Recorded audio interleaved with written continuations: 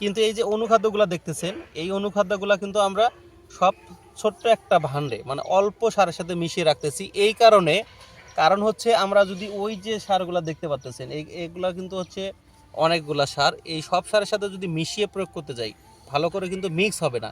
এই জন্যে কিছু জায়গায় ভুট্টার কম বেশি হতে পারে। অনেক সময় আমরা দেখি যে কোনোখানে একটু বড় হচ্ছে বা কোথাও নিচু হচ্ছে, এইটার মূল কারণ আপনার খাবারগুলো তো সঠিকভাবে পড়তেছে না।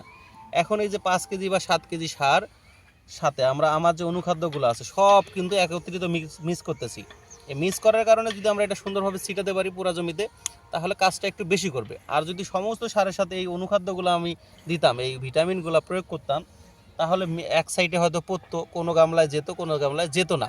তাহলে হয়তো বা এইখানে যদি পড়তো তাহলে এখানে বেশি কাজ করতো, এখানে না পড়লে এখানে কিন্তু গাছ ছোটো থাকতো। এটাও কিন্তু মূল কারণ রয়েছে। এই কারণে আপনারা যখন সার প্রয়োগ করবেন, অনুখাদ্যগুলো যেগুলো রয়েছে জিঙ্ক, বোরন, সালফার, ম্যাগনেসিয়াম যা আছে, এই সবগুলো 5 থেকে 7 কেজি সারের সাথে এইভাবে আলাদা একটা ভাণ্ডে মিক্স করে এটা ছিটানোর পরে তারপরে আপনি ড্যাপ, টিএসপি বা ডিএপি সেগুলো মিশাতে পারেন। আরেকটি সতর্কতা হচ্ছে যে আপনি যখন টিএসপি দিবেন সেক্ষেত্রে তো অবশ্যই আপনাকে আলাদাভাবে ছিটাতেই হবে। অনেকে আমরা কি করি, টিএসপি, ডিএপি এগুলোর সাথে জিঙ্ক মিক্স করি। আর জিঙ্ক মিক্স করলে কিন্তু আপনার দুইটার মানে সংমিশ্রণে আপনার কি হয়, আপনার যে ওদের যে উপাদানটা নষ্ট হয়ে যায়, মানে হিতে বিপরীত হয়। আমরা অনেকেই জানি যে দুধ আর আনারস মিশালে যেমন একটা প্রক্রিয়া হয়, এই ক্ষেত্রে কিন্তু জিঙ্ক আর হলো টিএসপি সার যদি মিক্স করি সেক্ষেত্রেও ক্ষতি হয়।